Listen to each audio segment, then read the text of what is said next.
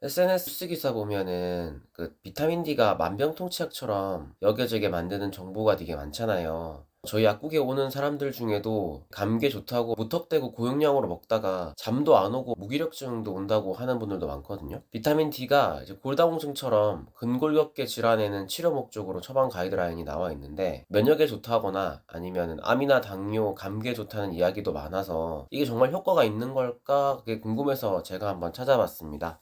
오늘 영상 끝까지 시청하시면 도움이 되는 정보를 얻을 수 있을 거라고 생각해요. 비타민 D가 암에 좋다는 이야기는 왜 나오는 걸까? 그 이유가 뭐냐면은 비타민 D가 세포 성장을 조절하는 호르몬 역할을 하기 때문이거든요. 암은 성장이 비정상적으로 많이 일어나는 거니까 성장을 조절하게 되면 암도 예방할 수 있다는 논리인 거예요. 보통 유튜버나 아니면 SNS에서는 이런 어떤 한 가지 화학적인 기전이나 논리를 가지고 설명하는 경우가 많은데 사실 효과를 직접적으로 보려면은 사람을 대상으로 하는 인체 실험 자료들을 봐야 돼요. 어떤 논문에서는 비타민 D 혈중 농도가 높을수록 대장암하고 유방암의 위험이 낮아진다는 자료도 있고 9개 코호트 연구를 분석한 특정 메타 분석에서도 마찬가지로 혈중 비타민 D 농도가 높아지면 대장암 위험이 줄어든다고 하는 것도 있긴 하거든요. 그런데 그 대규모로 실행한 이중맹검 연구에서 보면 칼슘과 비타민 D를 같이 보충했을 때 오히려 대장암과 유방암의 발생 위험을 줄이지 못한다는 결과도 있고, 특히 미국 질병예방특별위원회에서 비타민 D 먹는 거랑 암이 관계가 있는지를 분석을 했는데 발생 위험을 크게 줄이지 못한다고 나온 게 있어요. 그러니까 아직 비타민 D하고 암은 확실하게 연관관계가 있다고 할 수는 없는 거예요. 그래서 비타민 D를 암 예방 목적으로 장기간 먹는 거는 오히려 심혈관계 부작용을 야기할 수 있기 때문에 저는 위험하다고 생각해요. 그럼 비타민 D하고 당뇨는 어떤 관계가 있기 때문에 이야기가 나오는 걸까요? 비타민 D 수용체가 췌장 베타세포에도 있어가지고 인슐린 민감성을 증가시켜 주니까 인슐린을 잘 사용할 수 있게 해준다고 생각하는 거예요. 사실 생화학적 기전은 맞는 말이긴 하거든요.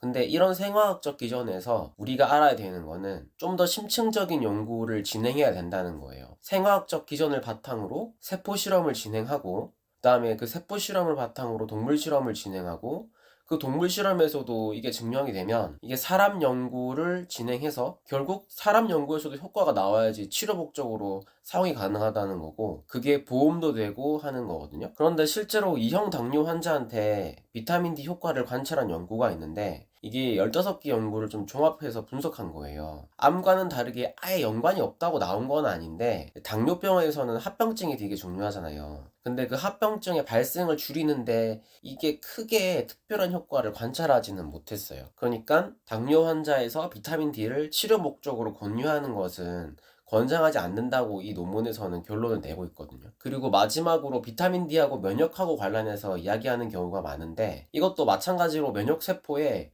비타민 D 수용체가 많아서 실제로 면역세포 기능을 조절하는 것도 맞아요. 예전에는 이 결핵약이 나오기 전에는 결핵에 감염된 사람들한테 햇빛을 쬐면 이게 낫는다는 이야기도 있긴 했거든요. 실제로 활동성 결핵 환자가 혈중 비타민 D 농도가 낮다는 메타 분석 결과도 있기는 해요. 근데 이게 다른 연구들에서 결과가 일정하게 나오지 않아가지고 이것도 조금 애매하게 돼 있는 거예요. 2020년도에 NEJM이라는 엄청 유명한 데서 결핵 감염 예방과 비타민 D 보충이 어떤 효과가 있는지를 조사한 게 있는데 총 1851명의 애들을 대상으로 비타민 D를 복용시켜가지고 실제로 혈중 농도가 복용군에서 크게 올라간 것을 볼 수가 있거든요. 그런데 이게 호흡기 감염하고 결핵하고는 크게 연관이 없다는 결론이 나왔어요. 감기도 마찬가지거든요. 해당 논문들을 보면 이제 결과가 일정하게 나오는 게 아니라서 플라시보하고 난 복용군하고 보면 큰 차이가 없어요. 그래서 이거를 비타민 D를 급성호흡기 감염의 예방 목적으로 복용하기는 조금 어려운 것 같아요. 우리나라 사람들 중에서 비타민 D 혈중 농도를 20 기준으로 하면은 남자는 75.2%, 여자는 82.5%고 기준으로 해버리면 남자는 83%, 여자는 88% 비타민 D 결핍이거든요. 이게 자외선 차단제나 햇빛을 보지 않는 일상이 많으니까 자연스럽게 비타민 D 혈중 농도 낮은 거예요. 그런데 이게 과잉 섭취가 앞에서 얘기했던 그런 질환들한테 치료에 도움이 되는 건 아니에요. 결과적으로 보면. 그런데 결핍이 앞에서 언급했던 질환들에 좋은 영향을 주는 것도 아니거든요.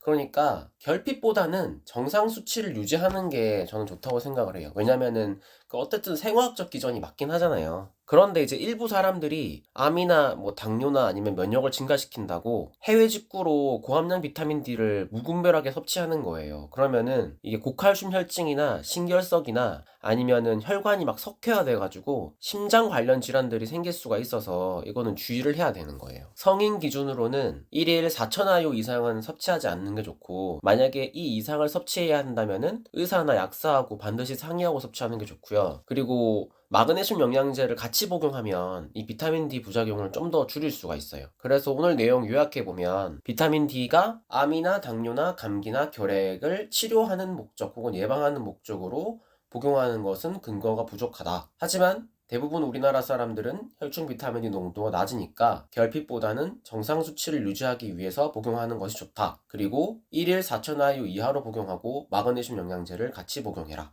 입니다.